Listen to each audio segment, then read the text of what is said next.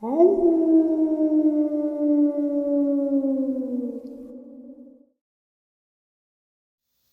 greetings and salutations, everyone. I hope everyone is still doing well, and welcome to this night ending bonus. Before we jump into it, a couple links.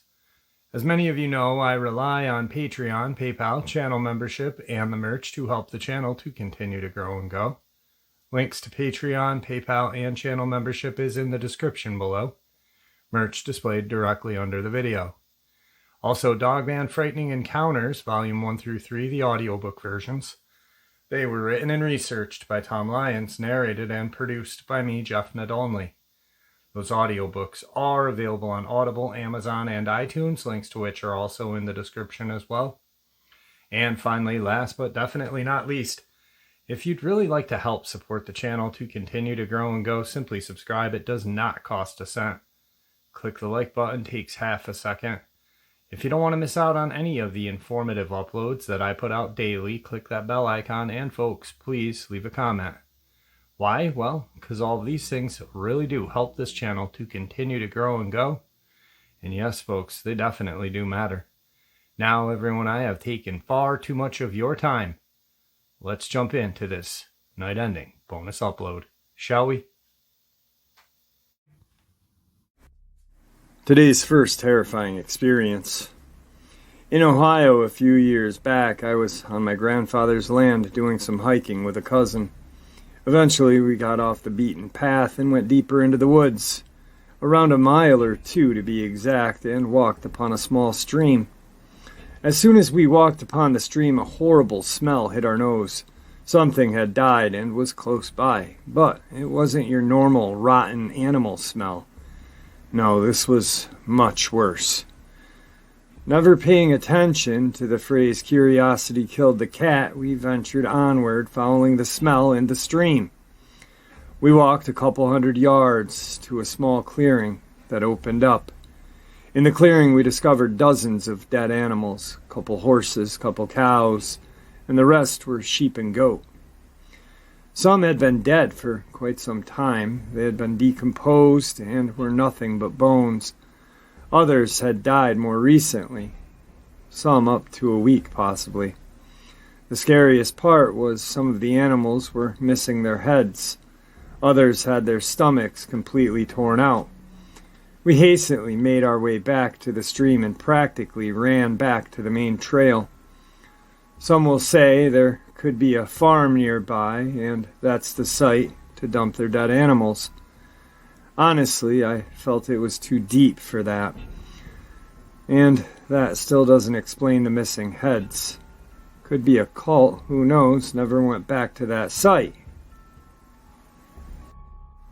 So last year, me and my friend were miles back into the woods at some family's property, metal detecting. They own over 600 acres, and we were deep in, to say the least. We walked out to the woods into a large clearing with an old barn my family used to house tobacco years ago. We decided to spend a couple of hours there looking for anything of value. After an hour digging under the hot sun, we noticed something very unsettling about the clearing, and in particular, the barn. Everything was deathly quiet. No birds, no insects, nothing. And once we thought about it, we realized it had been that quiet since we walked into this clearing. The longer we stayed, the worse it got. The silence of the clearing began to change into a feeling of dread, and at times fear, for me and my friend.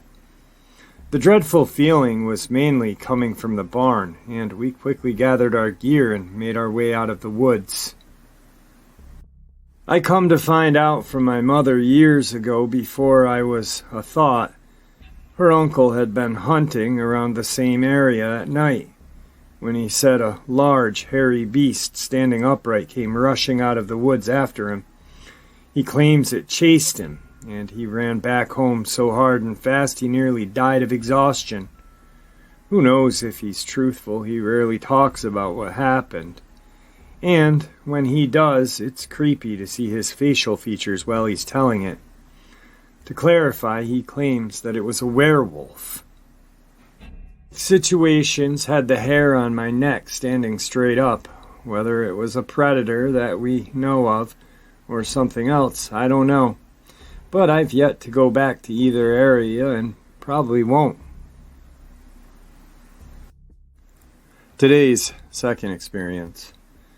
I realize that Bigfoot and cryptids are questionable to some folks, but I saw something that sure looked like everything I have ever heard describing these critters.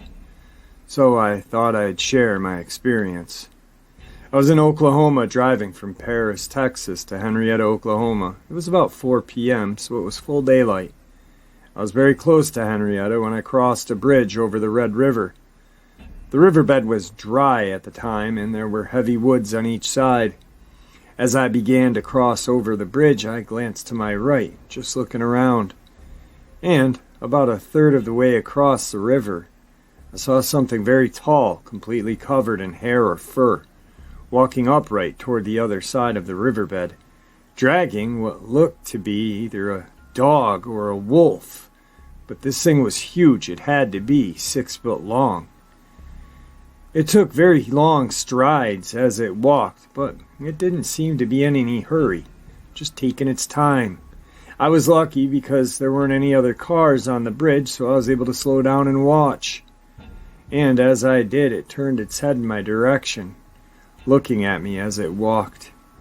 It was much too large to be a human, either 7 or 8 feet tall, and huge broad shoulders. And it was entirely covered in hair or fur. But the most convincing thing to me that it was a Sasquatch was its arms. They hung down past its knees. But what the hell was it dragging? I've never seen a wolf or a dog that big. I don't really care who believes my story and who doesn't, because I know what I saw. I don't drink and I don't do drugs, and it was broad daylight. The few times I told someone about this, they laughed at me, even my grown kids. They teased me about believing in such things, but that's okay. They still love me. Anyway, that's my experience, and I am convinced that I saw something that day. Today's third part of the upload. This experience didn't exactly happen to me outdoors, but I certainly think it qualifies. Now I will caution you that I know I sound crazy when I share this. But, God as my witness, right hand to God, this is the truth. This experience takes place a few miles north of a little town called Caroline in north-central Wisconsin. It happened during the summer of 1999, after my 8th grade year. I lived on a small dairy farm that had about 80 acres behind the farmhouse. Butted up against our land was our neighbor's land that was mostly wooded, but there was a small pond that went through both of our property lines. Now, of course, being a youngin', I was free to move between our property and the neighbor's, freely as long as I didn't bother his cattle or whatnot.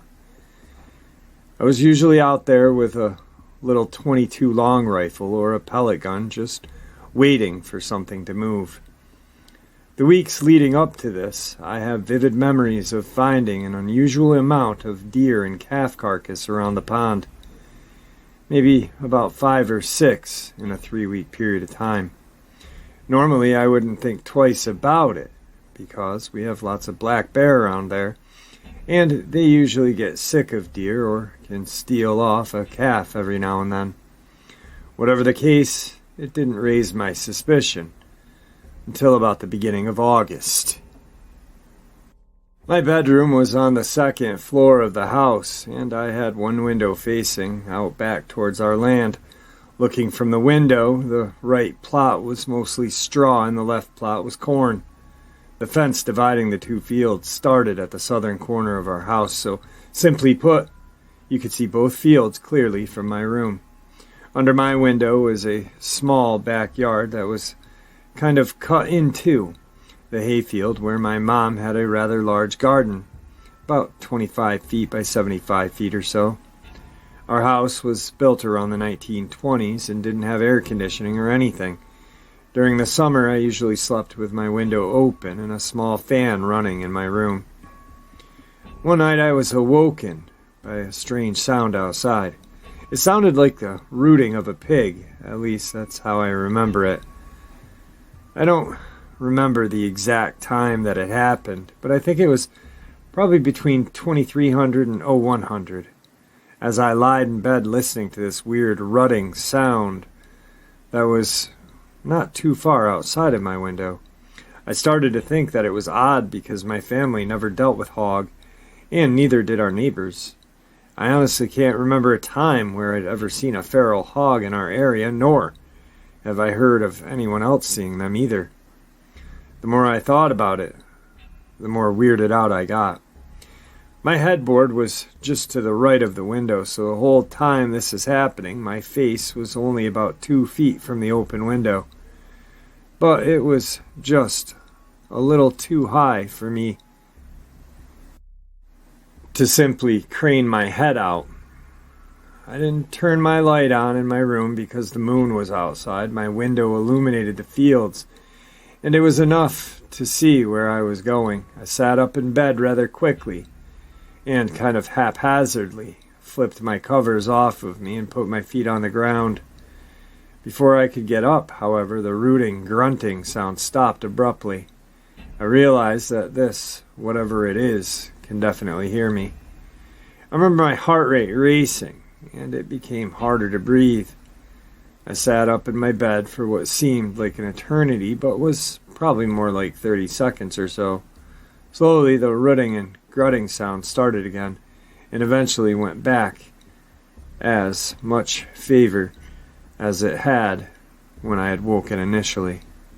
Convinced that this thing outside had forgotten about me, I slowly stood up. What I saw next has literally haunted me for the past 16 years, and the memories are still just as vivid as the day it happened. I remember it with the utmost clarity and detail. I slowly stood up, making sure not to crack any of the floorboards as best as I could. I only had to move forward a few feet to gaze upon the spectacle outside. I looked down at my mother's garden, which was about 50 or 60 feet away from the back wall of the house, and on the left side of the garden I saw this thing.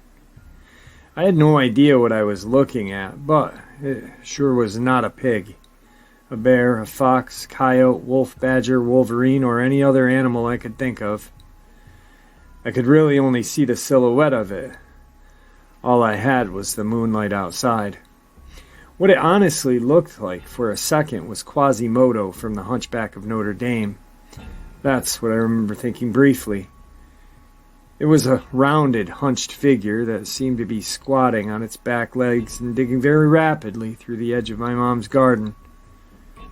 It would hop side to side, kind of like a monkey, hopping about 8 inches or so in either direction, and would keep digging. It was tearing apart the edge of the garden. After a few minutes, it rounded the edge of the garden and started digging the long side that runs parallel to my house. So its back was now facing me. Again, it was maybe 50, 60 feet away from me and about 15 feet down from where my window was. It did the same side-hopping thing it was doing the whole time, making this really loud rutting, grunting noise. Again, I can only compare it to the sound of a pig when rooting. But this thing was not sticking its head near the ground or anything, or at least not that I could notice. It was just digging like hell. Now this is where it goes from real strange to absolutely hair-raising, shit in your pants, totally insane and fucking terrifying. After about 5 minutes or so of this thing just digging around the perimeter of my mom's garden, it just stopped. It stopped the digging, it stopped the rooting and grunting noises, and it just sat there motionless for about 15 seconds. What happens next still gives me goosebumps as I'm getting them just typing it out.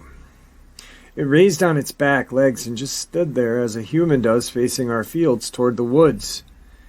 It stood for about 10 seconds, then turned and faced to the right briefly, and that's when I saw the form of this thing. It was huge. It was, no shit, probably 6.5 or even 7 feet tall and had a huge barreled chest. It turned to the right just briefly, but that was enough to see how big it was from the side. So it turns and looks to the right, then starts walking on two legs through the garden and about 50 feet into the hayfield. I was kind of squinting now because it was kind of disappearing into the darkness, but it dropped down back onto all four legs and started running. As I remember, it ran much like a dog does. It ran diagonally to the left toward our fence line that divided the hay and cornfields and leapt right over it. The fence was probably 4.5 feet high. It was an old barbed wire fence that we really didn't maintain that much. It's behind that field where the pond is, between our property and our neighbors. I remember lying back down in bed and I started to cry. Not like a boo-hoo or sobbing, but tears just came out of my eyes as I stared at the ceiling. I don't know how long it took for me to fall back asleep, probably 2 or 3 hours. I remember waking up to my mom making breakfast, and I ran outside and looked at the garden. It was definitely tore up, and I certainly was not dreaming. I ran back inside, frantic, yelling to my mom and dad about what I had seen, and if they didn't believe me, to look at the garden. My mom went out there and said it was just some animal that had torn through it looking for food. I tried to explain everything that I had seen that night, and they just stared at me like I was speaking Chinese and said I was dreaming or I was mistaken. Later on, my mom filled all the holes and straightened out the garden again, so there was no visible trace of what was there.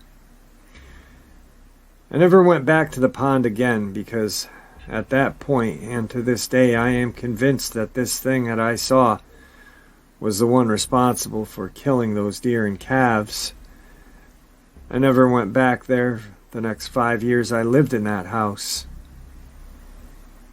When school started again, I cautiously asked some of my friends that lived near the area if they had seen anything out of the ordinary. None of them had. I tried telling a few people what I saw, and they just laughed, called me an idiot or loony, and that was the end of it. The closest thing I can compare to what I saw was a werewolf, most notably the lichens from Underworld. That effing movie put me into a paralysis the first time I saw it because of how closely it resembled what I saw that night.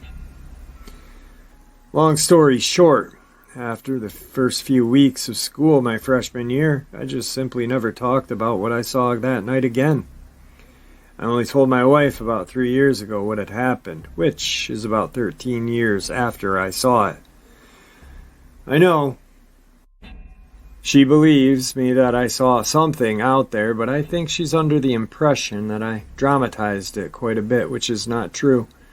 After I told my wife about it, she asked me if I'd ever looked it up online or done any research into the strange sightings in Wisconsin.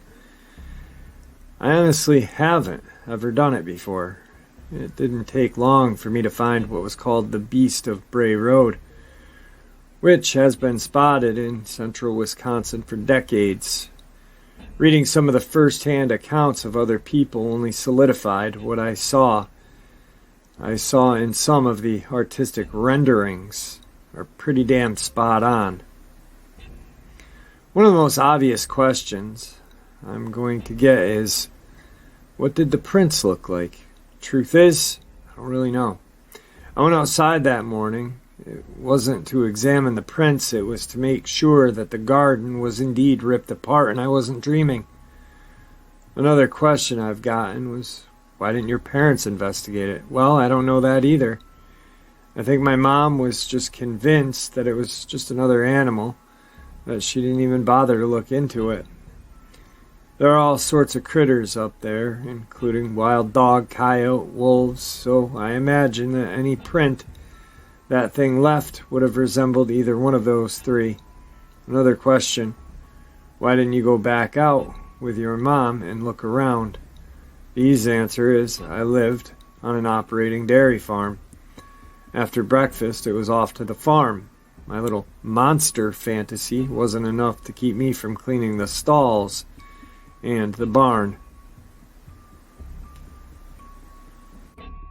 Today's fourth encounter. I have a memory from when I was a child. We lived in another state in an old two-story home. In this memory, I was looking out of my bedroom window, which was on the second floor and faced out into our backyard.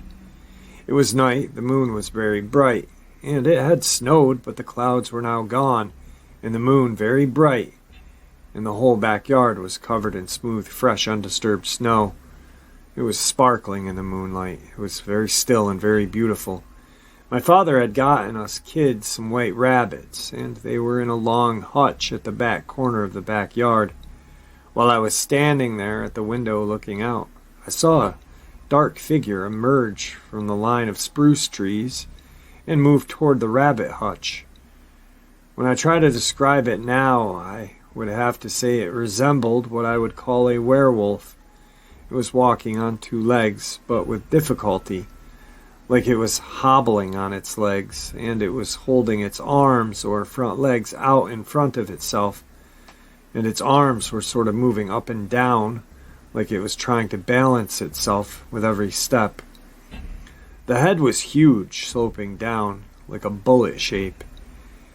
It was too far away for me to see its eyes or features, but it was the outline of this thing, and the way it walked that was so scary. The memory of the way it moved, even now, isn't like anything I had ever seen. As it walked, it sort of plowed up the snow, which was several inches deep. It went to the first door of the hutch, and after what seemed like a long time, opened it and took out a rabbit. I was so scared, so I smacked the window with my hand and ran back to my bed and covered my head. The next morning my father came in from outside while we were having breakfast, and he told my mother I buried it. Later on I went out, and the first section of the rabbit hutch was empty, and the snow was all disturbed where I saw it come out from behind the spruce trees. Now who or what it was that I saw, I don't know. I don't believe in werewolves, and it could have simply been a false memory of a scared little girl. Today's final encounter. I've gone hiking and camping alone since my childhood. I've had some interesting experiences, most of them good. Some are a little scary, but nothing would have ever kept me from going outside alone.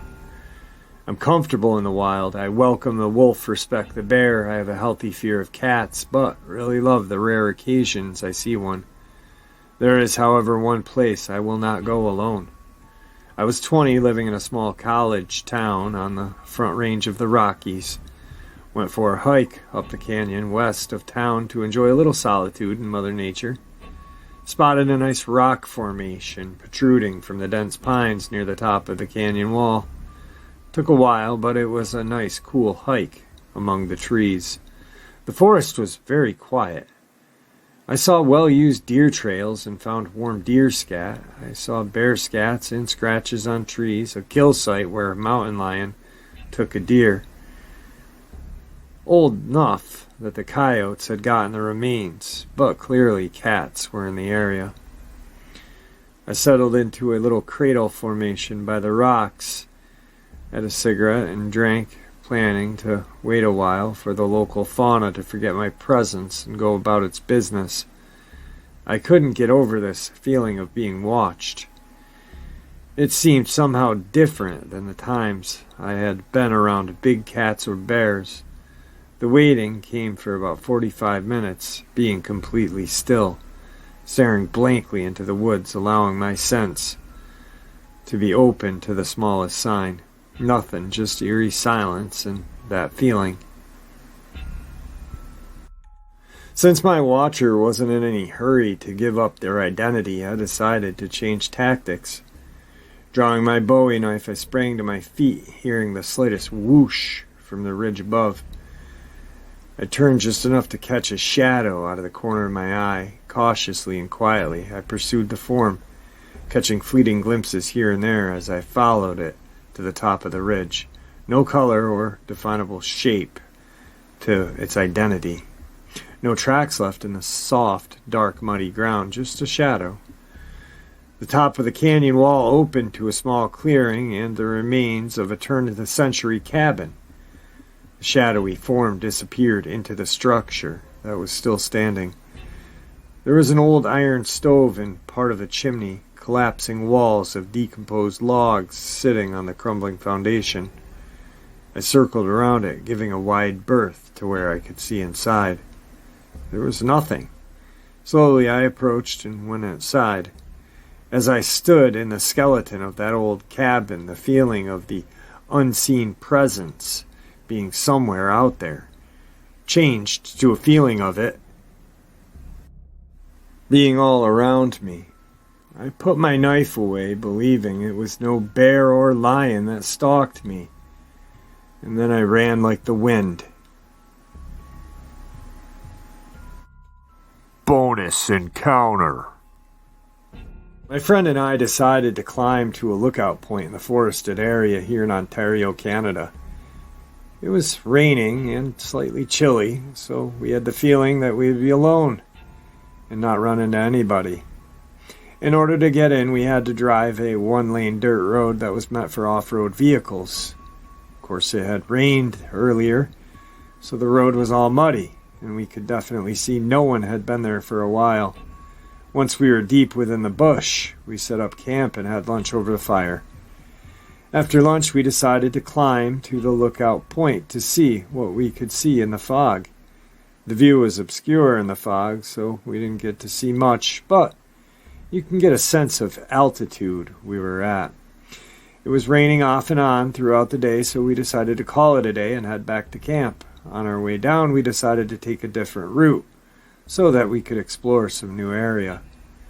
As we were walking down, we paused for a second to verify with GPS that we were on the right path down. When off to my left side, near my friend, was a deep, throaty growl. It was loud and deep and sounded very close. With the fog and heavy brush, we couldn't see what was making that growl, but it was scary, so I withdrew my knife and asked my buddy if he had heard it. He confirmed that he heard it as well and grabbed a log as a weapon. My friend couldn't pinpoint the direction of the sound, so he wanted to backtrack. I decided that we should continue, but watch our backs as we retreated. A bit later, we got into a clearing where we felt safer since we could see around us further, and that's when I felt my heart pounding and my stomach churning. My friend mentioned how his legs felt like jelly and he almost pissed his pants. We didn't get to see where that growl had come from, but we concluded that it had to be huge. During this time, thoughts of the recent killings by coyotes was in my mind. I tried searching through sound clips of animal growls on YouTube, and the closest thing I came up with was a wolf growl without the barking aspect of it. But what we heard was far too deep. The mountain lion clips I heard sounded a bit too high-pitched. To this day, we still have no idea what we heard or what was following us through the woods. And there you have it, folks, this night-ending bonus, which I do hope you all enjoyed as much as I enjoyed sharing it with you. I'd like to thank you all for supporting the channel. After all, it is your support that keeps this channel growing and going, and honestly what gives us all a place and a chance to share our experiences and theories judgment-free. So thank you. It is all because of you. Please stay safe, happy, healthy, and ever vigilant, keeping an eye on our children, pets, family, and friends. These creatures are real. These events are real. They happen. Share this information with those you love and care about, and it may just help save their lives someday. Until next time, never stop asking questions. Never stop searching for the truth. And God bless.